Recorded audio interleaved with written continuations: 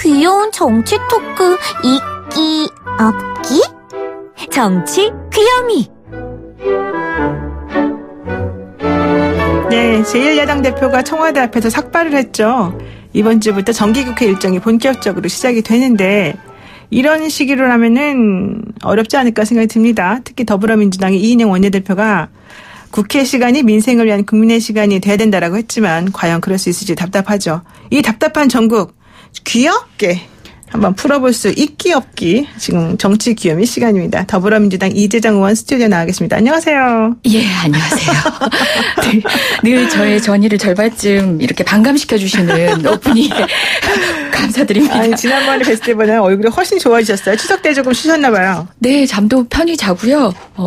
보고 싶었던 드라마도 보고 예, 짧게나마 휴식을 취했습니다. 네, 드라마 정주행 아주 좋은 휴식 방법이죠. 네, 오늘부터 사실은 우리 이인영 원내대표님의 교섭단체 연설을 시작했어야 되는 그렇죠. 일정인데요. 첫날부터 불발됐습니다.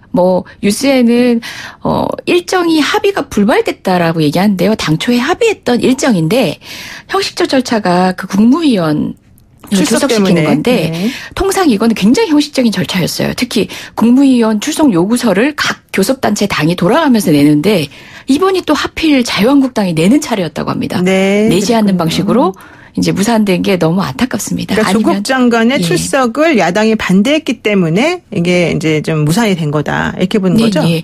사실상 무산이 아니라 오늘 일정을 그냥 진행하면 진행이 되는 의사 일정이 합의된 일정인데 네. 국무위원이 없는 상태에서 원내 교섭단체 연설을 한다. 이런 상황 자체가 사실 야당의 그런 이제 동의하지 그런 협조가 없음으로 인해서 생긴 사태인 거죠. 네, 그러다 보니까 나경원 원내대표가 이번 주 국회 일정을 일단 보이콧하겠다라고 얘기를 했습니다. 그럼 여당 입장에서는 다음 대응수가 뭐가 있을까요? 글쎄요. 사실상 국회의 본회의장, 그다음에 대정부 질문, 그다음에 상임위에서의 국감은요. 네. 야당이 놀이터입니다. 야당의 꼽회예요. 그래요? 국회를 박차고 나가서 후회하고 돌아왔던 자유한국당 아닙니까? 특히 마지막 국감 정말 어떻게 하느냐에 따라서 정부를 위한 자유한국당의 노력에 국민이 박수를 칠 수 있는 시간인데 저는 끝까지 보이콧하기는 쉽지 않을 거라고 봅니다. 그리고 또 무엇보다 좀 납득이 안 되는 게 그럼 교섭단체 연설 때는 조국 장관을 인정하지 않다가 다음 주에 대정부 질문은 들어오게 해주겠다? 이건 뭔 것 같아요. 이게 전략적인 거죠. 황교안 대표님 어제 그래도 삭발까지 하시는데 오늘 바로 조국 장관을 인정할 수는 없지 않냐라는 소위 명분이 아닌 본인 당의 어떤 투쟁의 일정과 관련된 보이콧에 불과하다는 생각이 들어요. 그렇군요. 권하고 싶지는 않지만 만약에 정말 장관으로 인정하고 싶지 않다라고 하면은 일관성은 있어야죠. 근데 이번 주는 안 되고 다음 주에 대정부 질문할 때는 인정할게. 이런 속내가 행간에 있는 거거든요. 네, 그러니까 내부 지지자들을 위한 보이콧이 아닌가 생각이 든다는 건데요. 어제 황 대표 삭발 현장 혹시 보셨죠? 네네. 어떻습니까, 분위기가? 뉴스에서 속보로 전해주시는데 네. 이게 참 코미디 같기도 하고 저는 좀 난감했습니다. 사실은 제가 대변인 논평까지 할 문제는 아니라고 생각해서 논평 준비를 안 하고 있었는데 네네. 언론사에서 요청을 하셔서 논평을 하긴 했습니다만은 지금 삭발투쟁 등의 장애투쟁을 하신 거는 지난주부터예요.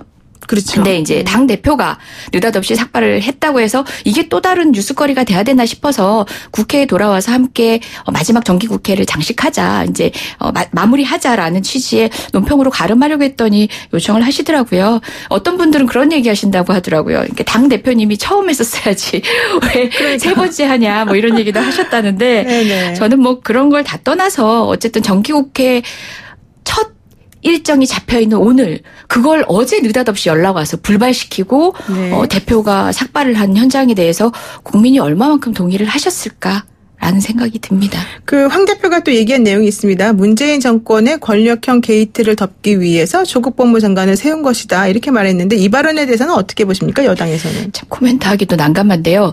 이게 투쟁의 전략을 짤 때는요. 네. 많은 다중들이 이끌려 올 수 있는 공감할 수 있는 수위의 단어들을 쓰면서 또 공감대를 높여가면서 점차 이렇게 상승을 해야 되는데 자유한국당이 쓰는 극단적 단어들을 보면 국민 정서가 못 따라오는 다수의 국민 정서가 못 따라오는 단어들을 너무 성급함에 씀으로써 되려 정말 문재인 정부에 대해서는 비판할 지점이 있겠죠. 그런 지점에 대한 공감대도 잃어가지 않나라는 생각도 듭니다. 처음부터 뭐 독재라는 얘기 언급하시고 지금도 보면 권력형 게이트라고 할 수 있을 만한 역사적으로 헌정사에서 우리가 확인했었던 그런 권력형 게이트에 버금갈 수 있는 어떤 범죄가 있었던 것도 아니고 사건이 있었던 것도 아닌데 조금 말이 성급하다는 생각이 드네요. 지금 황 대표가 얘기하는 건 결국 조국 법무장관을 내세워서 문재인 정권이 뭔가 좀 좋지 않은 모습을 덮기 위한 거다 이런 얘기인데 여기서 말하는 문재인 정권의 권력형 게이트라고 하는 게 구체적으로 뭔지 아세요? 제가 몰라서 방금 그렇게 드린 말씀이고요. 네. 어떤 단어든 간에 국민이 수용할 수 있는 최선의 수준에서 국민에게 공감도를 줄 수 있는 투쟁 정서를 형성하면은 국민의 지지를 받는 야당의 대여 투쟁이 될 수 있는데 뭐 이건 그야말로 어떻게 보면 추석민심을 통해서 뭐 여러 가지 의견들이 있겠죠. 네. 각 뭐 의원들이 지역에서 듣는 입장들 또 자기 나름대로의 프리즘을 통해서 또 편집할 수도 있는 건데 그걸 떠나서 그래도 일 좀 해달라는 거고 20대 국회의 마지막 네. 정기국회입니다. 법안 처리율도 낮고 이렇게 보면은 뭐 국회 보이콧 시간으로 따지면은 어느 국회보다 이제 최다 국회 파업 상태를 만들어냈던 20대 국회인데요. 저는 성적표를 받기 전에 우리 20대 국회의원들이 노력할 수 있는 마지막 시간을 자유한국당이 그것도 야당의 꽃판이 될 수 있는 국회 공간을 놓치지 않게 되길 진심으로 바랍니다. 아마 상대편 당을 너무 생각해 주시는 듯한 발언입니다. 예, 저라면 그렇게 했을 것 같은데 네네. 하지만 이제 한 축으로는 그런 생각도 들어요. 그러니까 자유한국당으로서는 어떤 단기 전략으로서 이런 투쟁의 방식을 선택하시는 것 같긴 해요. 같긴 한데 저는 좀 큰 텀에서 바라보면 누가 이기고 누가 지는 게 아니거든요. 더불어민주당이 져야 자유한국당이 이기는 게 아니거든요. 네. 같이 이기면서 결과적으로 국민의 지지를 자유한국당이 받아가는 방법도 있는데 왜 이렇게 살을 깎아먹는 방식일까 하는 아쉬움이 진짜 들어서 드리는 말씀입니다. 그 야당에서는 그리고 조국 장관을 이제 비판하다가 이제 그 비판의 화살이 문 대통령 퇴진으로까지 연결되는 것 같아요. 그래서 김진태 의원, 오세훈 전 시장 등이 관련 발언을 계속 내놓고 있는데요. 여당은 이런 식의 움직임에 대해서는 어떤 입장이십니까? 이것 역시도 코멘트하기가 쉽지 않을 만큼 비하기 심한 말이라서 저는 우리한테 닥쳐있는 일단 우리의 해야 할 일들은 의무는 다 하고 그다음에 뭐 나머지 룸에서 정치적 행위를 하든 하는 게 국민에 대한 도리라고 생각해요. 정기국회 일정 사실은 오늘부터인데 시작하지 못해서 저 역시 송구한 마음으로 이 자리에 있는데요. 그 말씀에 대해서 뭐라고 드릴 말씀이 없네요. 네, 그렇군요. 그리고 또 이제 얘기되고 있는 것 중에 하나가 피의사실 공표 방지를 위한 공보 준칙을 개정하겠다. 이 말이 지금 나오고 있지 않습니까? 네네. 그러다 보니까 이게 왜 하필이면 이 시점에 나오느냐. 그전에 피의사실 공표에서 서로 간에 좀 여야가 다 덕을 본 부분이 있는 거 아니냐 뭐 이런 얘기도 나오고요. 이게 과연 지켜질 것이냐 이런 얘기도 나옵니다. 어떻습니까? 이게 오비일학이 될 수도 있다. 특히 조국 장관 부인의 위한 걸 수도 있다. 내지는 뭐 김성태 의원을 위한 걸 수도 있다. 뭐 이런 얘기도 계속 나오고 그러던데요. 네. 피의사실 공표에 모두가 덕을 봤다가 아니라 다시 보면 피의사실 공표에 피의자이지 않았던 적이 없겠죠. 물론 이제 지금 언론에서 오비일학이라는 말이 거의 붙어서 네네. 나오고 있는데요. 네. 그렇게 따지자면은 지금 현재는 검찰 개혁에 대해서 언급하는 자체가 불순한 의도라고 오비일학이라는 말을 붙일 수 있는 상황입니다.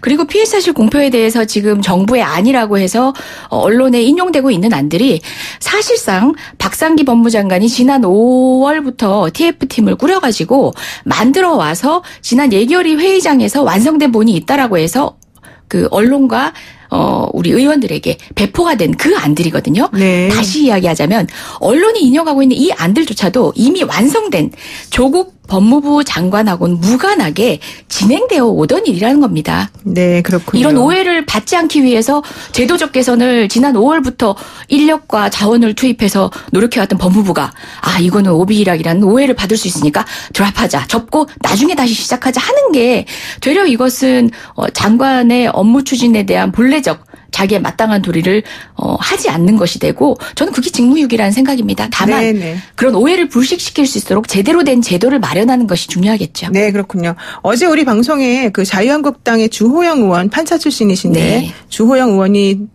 나오셔가지고 피의 사실 공표를 원칙적으로 수사하는 기간 동안 일제 발표 못하게 하면 묻히는 사건이 꽤 많을 거다. 이런 얘기도 사실 했거든요. 어떻습니까? 변호사 출신으로서.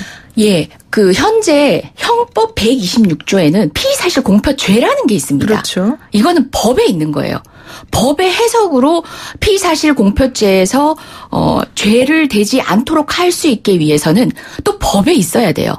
다시 이야기해서 지금 언론에서 논의되고 있는 많은 이야기들이 법 외적인 얘기, 실정법 외적인 얘기를 하고 있는 겁니다. 네. 그렇다면 제도 개선적 차원에서 그럼 실정법을 어느 정도 효력까지 인정할 것인가라는 원론적인 차원에서 돌아가야 돼요.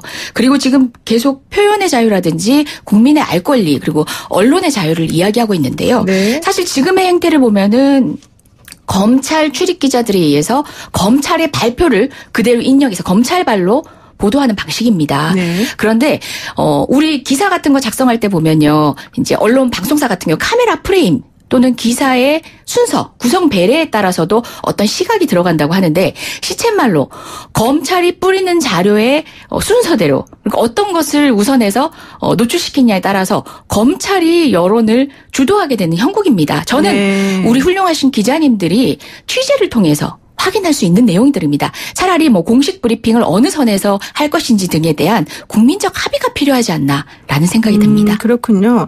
근데 다만 김성태 의원 때하고는 좀 여당 입장이 달라지지 않았나요? 아닙니다. 피의사실 공표에 대해서는 원론적 입장은 같습니다. 물론 네.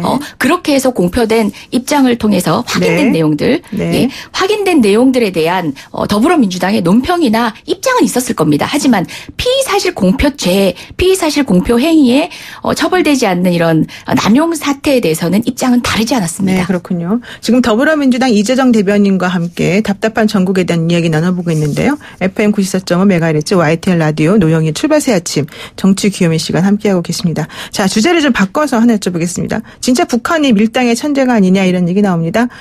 갑자기 평양에서 3차 북미 정상회담을 하자 이런 제안을 했어요.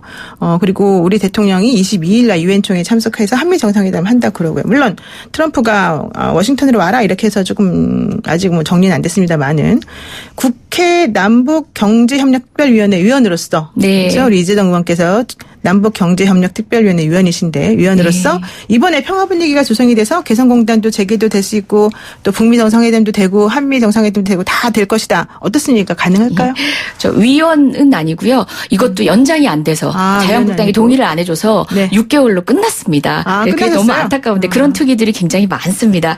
그런데 저는 어찌되었건 간에 이제 남북 문제의 주도권은 대한민국과 우리 북한이 가져야 하지만 그럼에도 불구하고 국제 정세와 맞물려서 돌아가는 측면이 있고요. 네네. 미국의 대선이라든지 여러 가지 부분들을 감안을 한다면 지금 이 단계에서는 그 부족하나마 일말의 목적을 달성해야 될 이유가 미국 측에도 생겼다는 생각이 듭니다. 한꺼번에 다 해결될 수 없는 어려운 문제라는 점 잘 알고 있고요. 정상 간의 만남은 만남 자체로 유의미할 때도 있고 그것이 진일보된 후속적인 어떤 결과물을 만들어낼 경우도 있거든요. 어찌되었건 간에 지금은 무르익은 또 하나의 과실을 따내기 위해서 모두가 노력해야 될 때라는 생각입니다. 강경 매파 볼턴도 경질이 됐고요. 네, 대단한 시그널이죠. 그렇죠. 예, 그래서 좀 뭔가 희망이 보이기도 하는 것 같긴 하지만 어쨌든 간에 북한이 계속 또 엇박자를 내는 부분들이 많이 있었기 때문에 우리 정부에서 좀 난처할 수도 있을 것 같습니다. 앞으로도 쉽지는 않겠지만 그렇기 때문에 야당도 역시 같은 목소리로 도와주셨으면 좋겠습니다. 네, 그렇군요. 고맙습니다. 오늘 말씀 여기까지 듣겠습니다. 네, 고맙습니다. 네, 지금까지 더불어민주당 이재정 의원과 함께했습니다.